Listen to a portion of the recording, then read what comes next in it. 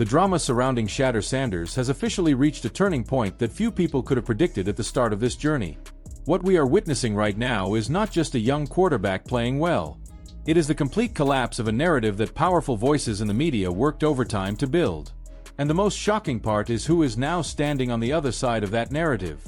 Dan Orlovsky, one of Shadur Sanders' loudest and most relentless critics, has finally stepped forward and admitted what the tape has been screaming for weeks. He was wrong. For anyone who has followed this story from the beginning, this moment feels surreal. Orlovsky was not subtle in his early assessments. He questioned Shadur's arm, his mechanics, his processing speed, even his demeanor in interviews. At one point, he went as far as suggesting Shadur was one of the worst throwers coming out of the draft, casting doubt not only on his readiness but on whether he even belonged in the NFL conversation at all. That criticism stuck. It shaped public perception. It gave cover to those who were already skeptical. And it hung over Shadur as he entered the league with something to prove and very little margin for error. Fast forward to now, and that same voice has done a full reversal. After Shadur's performance against the Titans, Orlovsky did something he rarely does. He apologized. Not in a vague, half-hearted way, but by breaking down the film and openly acknowledging elite quarterback play. He analyzed Shadur's footwork, his timing, his decision-making under pressure, and most importantly, his ability to play fast. That was the original knock.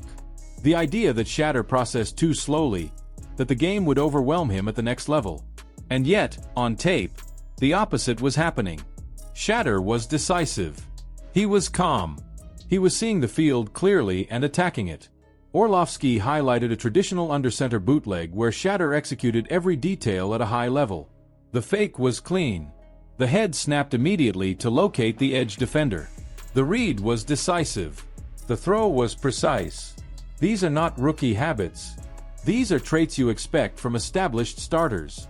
The kind of execution that separates quarterbacks who survive from quarterbacks who lead. When Orlovsky pointed to a throw under pressure and labeled it elite, even suggesting it was among the best he had ever seen from any quarterback, it sent shockwaves through the conversation.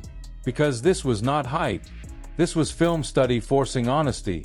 What changed is simple, but uncomfortable for critics. Shadur Sanders did not adjust to the narrative. The narrative adjusted to him. He did not beg for approval. He did not change who he was to satisfy analysts who had already made up their minds. He played football, and he played it at a level that made continued dismissal impossible. This wasn't just about one analyst either. Tony Grossi, another longtime skeptic, has also been forced into a public pivot. This is the same voice that once mocked Shadur for having a sore arm, questioning his toughness and commitment, as if physical strain was a weakness instead of evidence of work. That criticism felt especially hollow even at the time, but now it looks even worse. After watching Shadur lead multiple late scoring drives, bring the Browns back from deficits, and operate with composure under real pressure, Grossi conceded something he once resisted. Shadur passed the test. That moment matters, because it was not a clean game. It was not perfect conditions. Shadur faced deficits. He faced pressure. He faced a defense that knew what was coming and still could not stop him. 2 fourth-quarter touchdown drives told the real story. This was not a quarterback padding stats in garbage time. This was a quarterback dragging his team back into relevance snap by snap. Even when the game ended short, the evaluation was clear. He showed leadership. He showed toughness. He showed command. What makes this entire arc so powerful is the contrast between how Shadur was treated early and what he is now forcing people to say. During the preseason, Orlovsky criticized his interviews, implying immaturity and a lack of seriousness. He framed confidence as a flaw, composure as arrogance, silence as indifference. But football has a way of stripping away noise. When the pocket collapses, when reads have to be made in seconds, when the ball has to come out on time or the game ends, none of those narratives matter. Only execution does.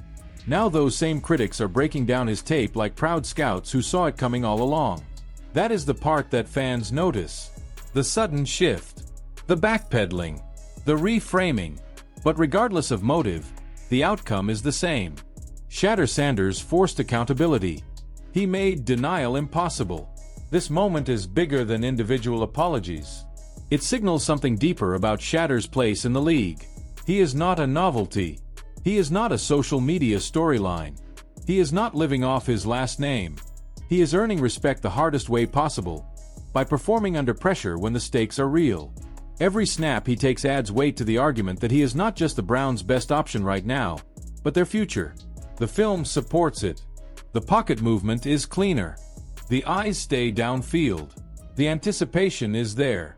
The arm strength shows up when it matters most, not just in warm-ups or highlight throws, but in real NFL pockets against real NFL pressure.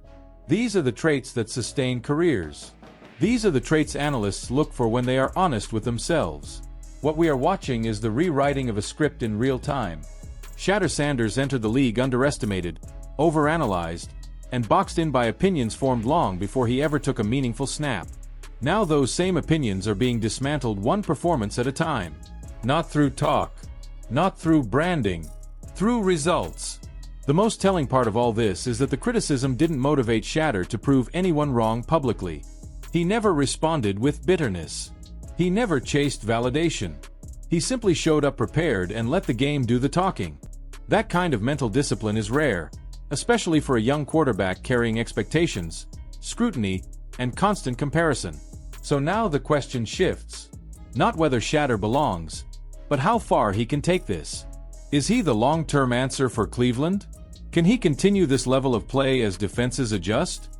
Will the organization fully commit to him and build around what he does best? Those are the conversations that matter now, because the baseline debate is over. He is an NFL quarterback. Period. And that brings it back to you. What do you make of this reversal from voices like Dan Orlovsky and Tony Grossi? Do you believe these apologies are genuine reflections of what the tape shows, or are they simply reactions to being cornered by undeniable performance? Has Shadur Sanders truly silenced his critics, or is this just the beginning of a much bigger rise?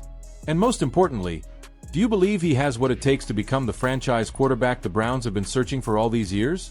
Drop your thoughts in the comments and let your voice be heard. If you're enjoying these deep, no-spin breakdowns that hold media narratives accountable, make sure to like the video, subscribe to the channel, and turn on notifications so you don't miss what comes next.